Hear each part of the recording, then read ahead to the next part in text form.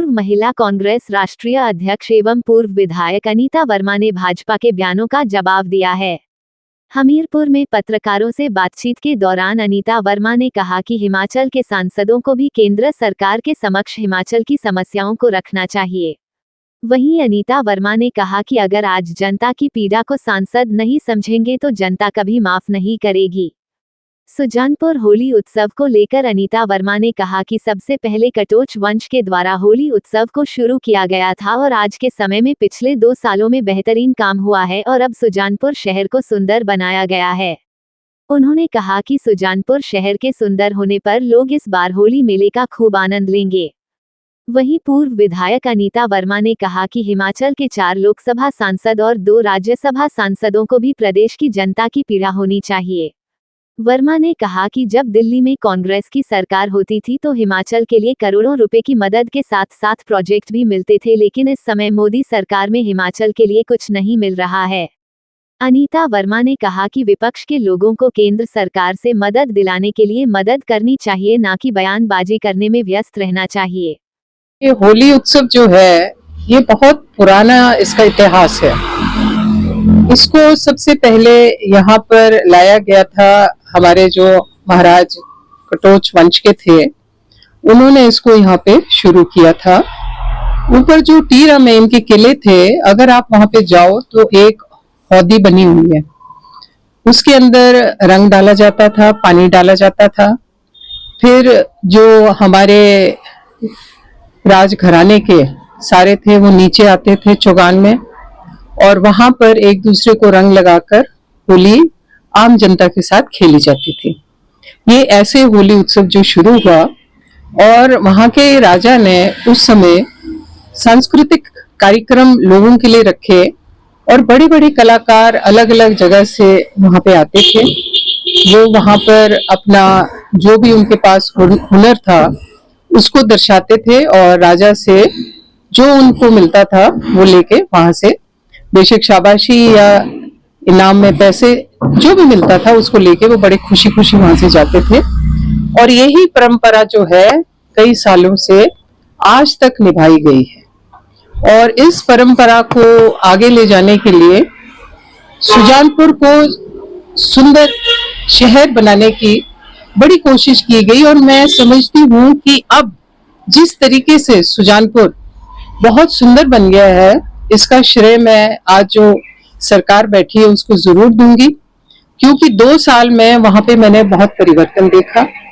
वहां पर जो बढ़िया बढ़िया टियाले, बढ़िया बढ़िया रेन शेल्टर्स लोगों को बैठने के लिए, बसों के लिए, और जिस तरीके से वहां पर नॉन का विस्तार और वो उनकी सफाइयां और जो जो वहां पे छोटे छोटे साधन राजा ने बनाए थे, बेशक पानी के स्तोत्र थे या गलियां थी या जो व्यवस्था थी उस पूरे शहर की, उसको और भी अच्छी तरह से बनाया गया है। और ये ज्यादा कार्यक्रम जो मैंने देखा और पैसा जो वहां पे खर्च हुआ वो मैंने इन 2 सालों में मैंने देखा कि बहुत पैसा खर्च हुआ है और सुजानपुर की सुंदरता और बढ़ गई है। इससे जब भी होली मेला होता है तो बाहर से लोग आते हैं, जरूरी नहीं है सिर्फ सुजानपुर के लोग उस मेले में आते हैं, मंडी के भी आते हैं, कांगड़े के भी आते हैं, बिलासपुर के भी आते हैं, नजदीक के जिलों के लोग आते हैं। और जब एक शहर और सुंदर हो जाए तो लोगों को और ज्यादा प्रशंसा होती है और उसको भी देखते हैं और होली के मेले का जो आनंद है वो भी भरपूर लेते हैं। मैं स्वयं एक न्यूज़पेपर में पढ़ रही थी कि जिन प्रदेशों में सरकार बीजेपी की नहीं है, बेशक वो वहां की अपनी स्टेट की पार्टी की है या कांग्रेस की है, तो वहां पर दिल्ली की सरकार कोशिश कर रही है कि वहां पैसे ना दिए जाएं, लोगों में एक भावना आए कि भाई ये सरकार निकम्मी है, ये कोई कार्य नहीं कर सक रही है, ना लोगों की जो सामाजिक पेशेक पेंशन हो या कोई भी और चीज है उसको पूर्ण रूप से नहीं दे रही है, तो वो उस सरकार को लोगों के सामने बिल्कुल विफल करने की कोशिश कर रहे हैं। और मैं समझती हूँ ठीक नहीं है। हमारे अपने राज्य में 6 एमपी हैं बीजेपी के दिल्ली में, 4 लोकसभा के, 2 राज्यसभा के, और उनको वाकई बहुत पीड़ा होनी चाहिए हिमाचल प्रदेश की, क्योंकि हिमाचल प्रदेश उनकी अपनी कर्म भूमि और जन्म भूमि है।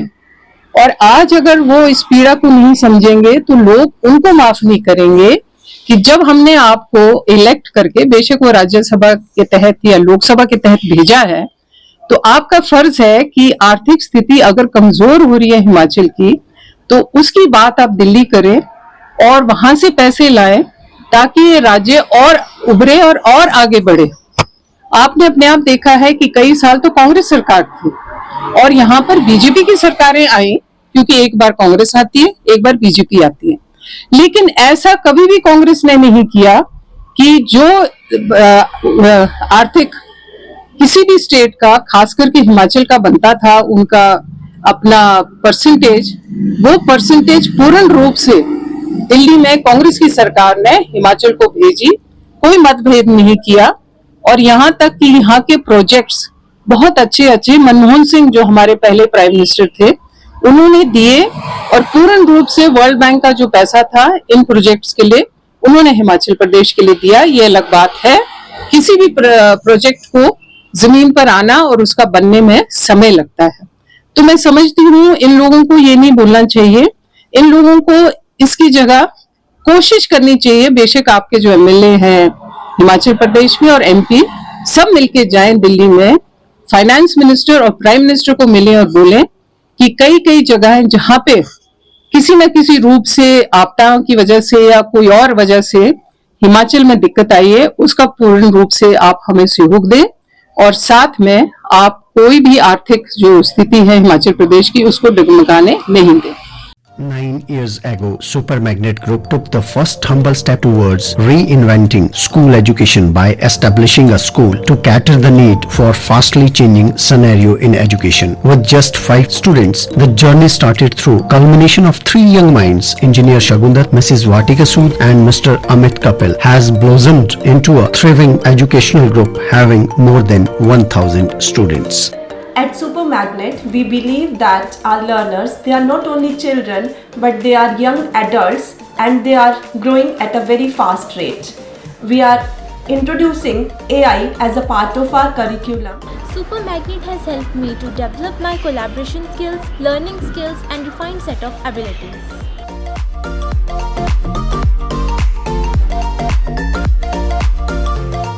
I have the opportunity to be the captain of our school team. At Super Magnet, special focus is given on the sports by our coach.